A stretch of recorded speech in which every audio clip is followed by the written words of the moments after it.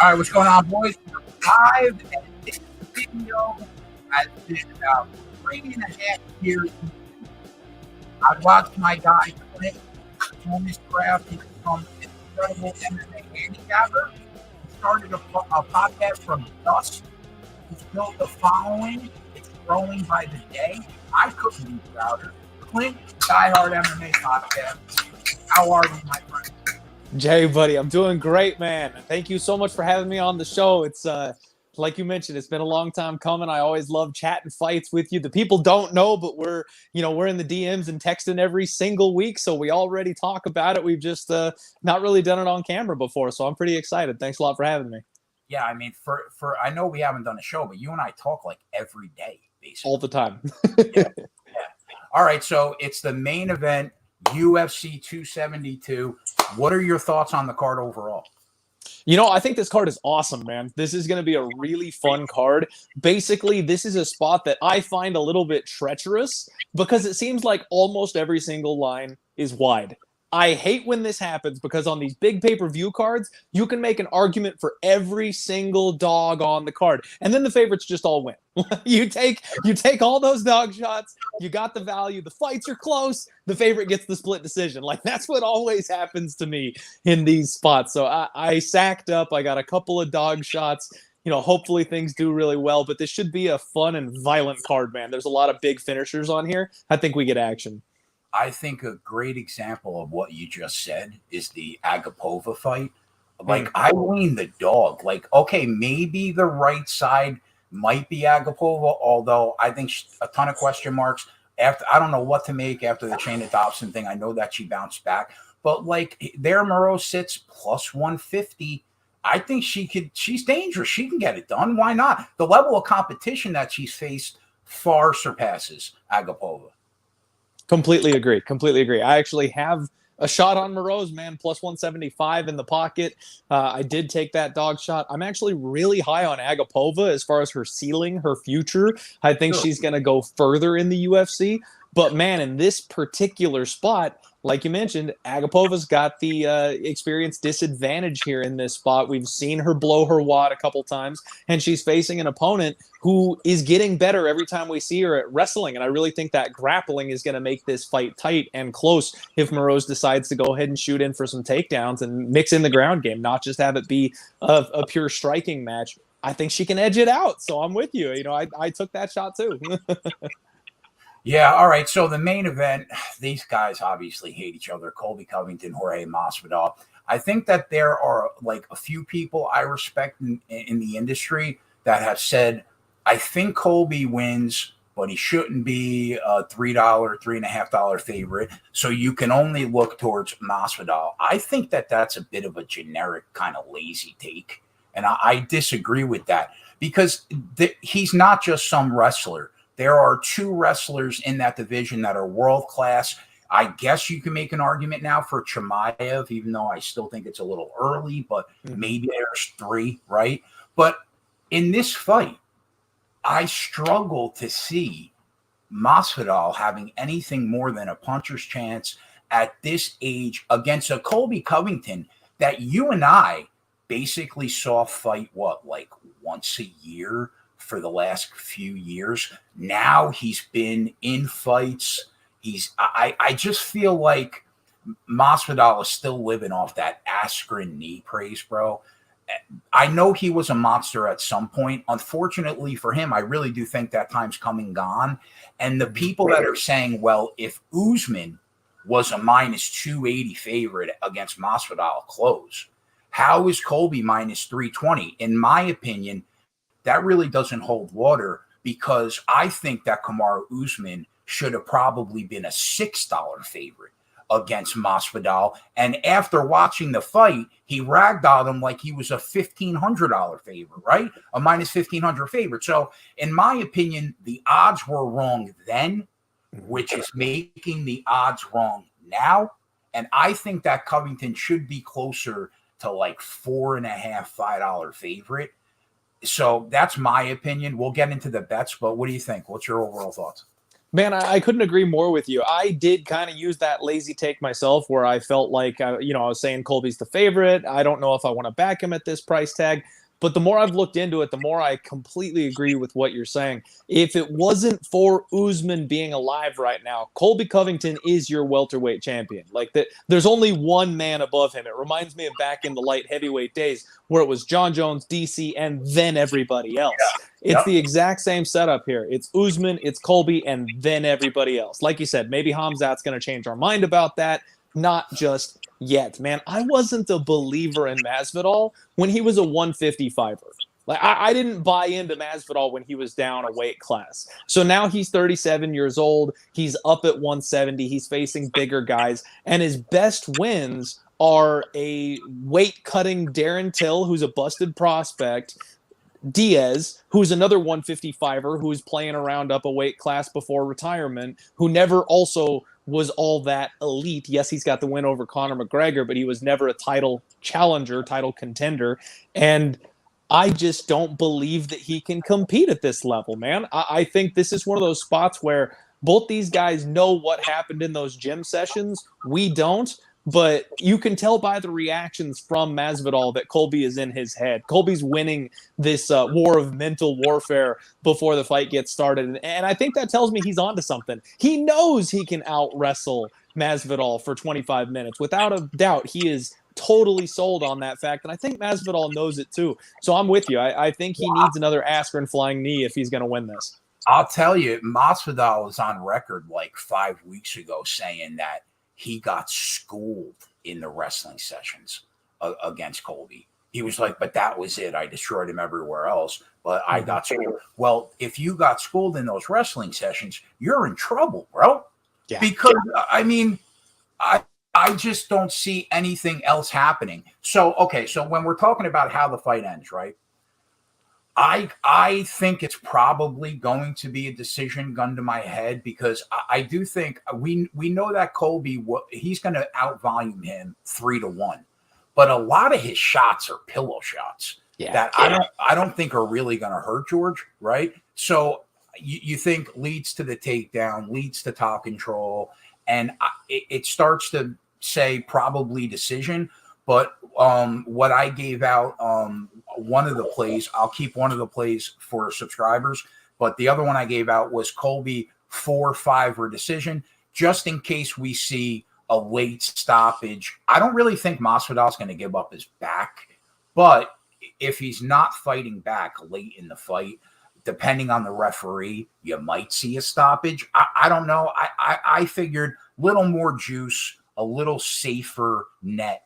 But that's basically what I thought. And maybe you could use him as a parlay piece, which I thought that was fair to get the price down on another fighter. Where are you at in this fight?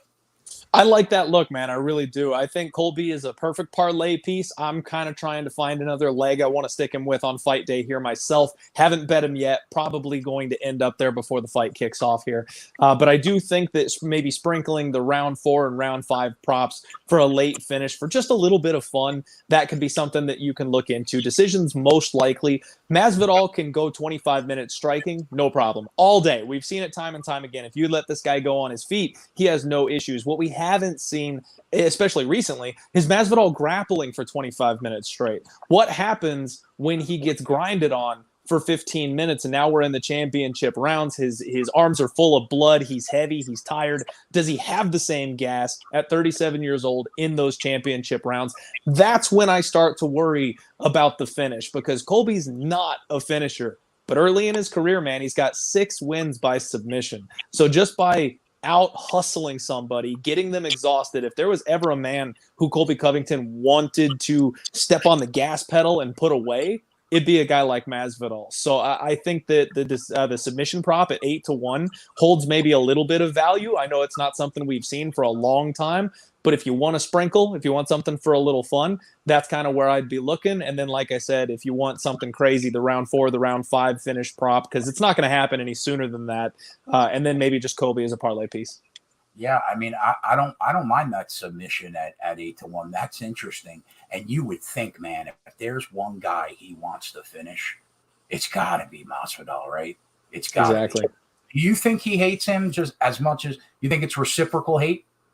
I do. I really do. Man, when you watch, I don't know if you checked out like the embedded videos and stuff like that. There was one clip that really stood out to me. After Colby got done doing his shoot with Brett Okamoto, they kept one of the cameras running. They kept one of the backstage cameras running, and they caught him talking to Brett afterward. And Brett's doing, the whole, hey, man, thanks for the great interview. That was awesome. Colby drops the entire shtick. He's just being himself. He's not being, red hat, go Trump Colby. He just looks at Brett and he goes, man, I told Dana White I'd take this fight for free. I'd fight this guy in the backyard. I don't care. It's not about the money. Like, the whole act was gone, dead serious. He really wants to hurt this man. That sprinkle at 8-1 is interesting. I might partake with you.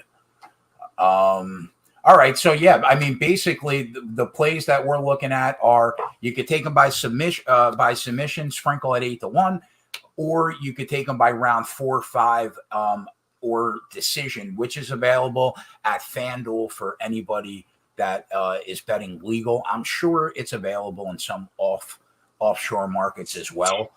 Before we go, give me your favorite prelim look and your favorite main card look. Favorite prelim look has got to be Jalen Turner, man. I got in at -130, so I beat a nice little line movement there. I love this kid. He is massive for the weight class. I know it's terrifying. I'm actually a fan of Jamie Malarkey, so I kind of hate that they're pitting two guys that I like to bet on against one another in this spot. But, man, Malarkey's been rocked. He's been wobbled. He's been hurt. That toughness has served him well. He hasn't been put out that many times, but we see him get hurt in every UFC fight. Turner, his striking is coming along. He's got power. He's got the range. I think he can hurt him on the feet. And then what Malarkey's really been doing to make these fights work for him is mixing in the takedowns and the grappling. You do not want to mix in the grappling against my guy Turner. He's a Brazilian Jiu-Jitsu black belt. He's got those long limbs, locks up chokes from crazy angles. And the big thing that I noticed with him that I really like, man, is his guard game. He does not accept bottom position. He's not fishing for arm bars. He uses butterfly hooks. He uses his legs like they're extensions, like they're his arms. And he kicks people off. He sweeps them. He reverses them. He gets back to the feet. He's never going to settle for a bottom position. He's going to work his way up, reverse you, get on top, and then go to work with ground and pounder looking for a submission. I really like Turner in this spot. I think he probably finishes Jamie Malarkey. I've got my biggest bet on the card so far on Turner at -130. So you didn't take him inside the distance. You just took the money line? When the line is that tight, man, I try not to get fancy. I think -130 is a fair price tag. I agree with you. And it's a shame because I like Jamie Malarkey too. He's a grinder. He's a gamer. But I just think that he's walking into fight the wrong kid. This kid is good. He really is good. I agree with you. I like that look. I'm on it as well. What's your favorite main card look? So the main card is a little bit tougher, in my opinion, actually. I did go inside the distance at -110 on Kevin Holland, and then I sprinkled a half-unit shot on the sub-prop at +600. That's another one where I just feel like that line is way too wide. I don't know that it's my favorite look, though, just because that grappling disadvantage that Holland has. We've seen him get put on his back, and I know Cowboy can wrestle. I don't know if he can do it for 15 minutes straight, so I do think he eventually slips up and gets finished, but it's a sketchy spot. The other spot that I really – and again, the main card is really tough for me. I don't have a spot that I love on the main card, but I took a stab at Greg Hardy, man. I took +175. I know. It's a spot – he cut down from 310 pounds to make the 266 weight limit. He is a massive man. And you look at his last fight, he had Tai Tuivasa on skates. If he had just had an inch of self-control, he TKOs Tai Tuivasa, and we saw what he just did to the Black Beast. Greg Hardy has made improvements. He's come a long way. And Sergey Spivak, while I like the polar bear, he must grapple. If he can't get Greg Hardy on the mat, and if he can't do it early, he's going to have a real hard time with this man on the feet. We've seen him hurt before. We've seen him rocked before. We've seen him timid before when he can't close the distance on somebody that he's scared to get hit by. I had to take the shot on Greg Hardy. As much as I hate to say it, I got to go there. I don't really, to be honest, I don't really disagree with anything that you said. My issue is, don't you think if Greg Hardy's back hits the mat, he lost, right? Do you think? Maybe, probably. I mean, I do think if he gets taken down, that's basically a problem. But the guy that was able to really school him on the mat was Marcin Tybura, who is levels above Sergey at this point in his career. So could Greg Hardy muscle bench press Sergey off him in a way that he couldn't get Tybura off him? Maybe, and Sergey's a decent bit smaller. He's going to have like a 50-pound weight disadvantage in this spot. So if he's kind of hanging on for dear life in top position, I could also see Greg Hardy getting his asthmatic ass to the corner, catching a second wind. Round 2 starts on the feet. You know what I mean? Like it's a little sketchier. I don't know if it's just a one and done type of spot the way it was against Tybura. I slightly lean the other way there, but I absolutely love the Kevin Holland look. No joke. Like 15 minutes ago, just put that Nice. four subs. I'll tell you, bro. I mean, Cowboy is so washed. He's only won 2 of the last 8 fights. Holland loves to I'm trying to think of what's the word, flex and finish fights when he knows that he's better than the guy in front of him. And he got the raw deal having to go 185, has to go Vettori, Brunson when he's never looked better. I think this is a bounce back spot where we're like, oh yeah, I remember Kevin Holland. And Yep. Right? And correct me if I'm wrong. Did Cowboy Oliveira get blown up with a grenade in his own his car got blown up, right, by a grenade while being in it?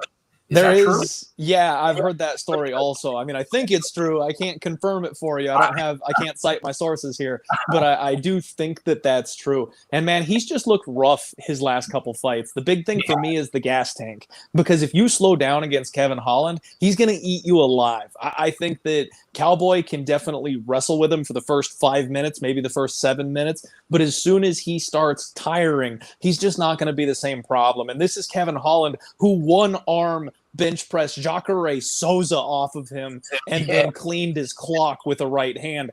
I see the same kind of thing happening. And on top of that, Oliveira's coming in with the wrong mindset, man. He said he wants to knock out Kevin Holland. I don't think he's the type of guy that's smart enough to be playing 4D chess or play mind games and stuff. I think he really means that when he says it. And if he wants to step in here and have a striking affair with Kevin Holland, I just think that's a bad choice. That's where Kevin shines the most, and he's definitely going to be able to light this man up on the feet. So, yeah, I think Kevin Holland makes a statement. Yeah, and the inside the distance prop is very affordable, considering I think there's a much better chance that this ends rather than go the full 15. I completely agree. I think Kevin Holland's got a chip on his shoulder. I know he likes to play with his food a little bit in there, but coming off of 3 losses, the no contest, getting schooled by 2 big old boys, like, he's ready for a win, man. He's going to go in there and he's going to have some fun. I think he's going to style on somebody who he's just better than. Mike, you said Die Hard and Kegger. Let's go. Yeah, this is going to happen more often, definitely. And I had fun, man. Thank you for hanging out for 18 minutes. It was enjoyable. Absolutely, man. Anytime. I'd love to do it again for sure. And thanks for having me. This was a good time. All right, boys. I'll be back at 4 with the NASCAR video. Other subs, I'll be live at 6 all night long for UFC 272. Regardless of what you bet today, I hope your action runs pure. And Clint and I will see you next time. We're out later. Oh, wait, before we go, plug the podcast. Oh, all right, man. Thank you. So I do the Die Hard MMA podcast every single Monday. We're over on Pub Sports Radio, live and free over there for everybody. I go start to finish breaking down the whole card. I always bring an awesome guest on, someone who's usually, generally speaking, smarter than me and a better gambler than I am. One of these days, we're going to have to get you on the show, man. I know we've talked about it before. I know. It's coming. It'll happen. The scheduling hasn't quite worked out. We'll get it figured out. I'm super excited to announce that I actually just got sponsored by the Superbook. They're rolling with me now. So, big ups to them. They're going to be sponsoring the show from now on, as well as Pub Sports Radio moving forward. So exciting things happening on the Die Hard MMA podcast, man. That's very cool, man. Good for you. I love that. All right, boys, we're out. I'll see you at 4. You'll see Clint and I together again. You can catch them on the Die Hard MMA podcast. Catch them over at Pub Sports Radio. And other than that, I've got nothing. We'll see you next time. Later.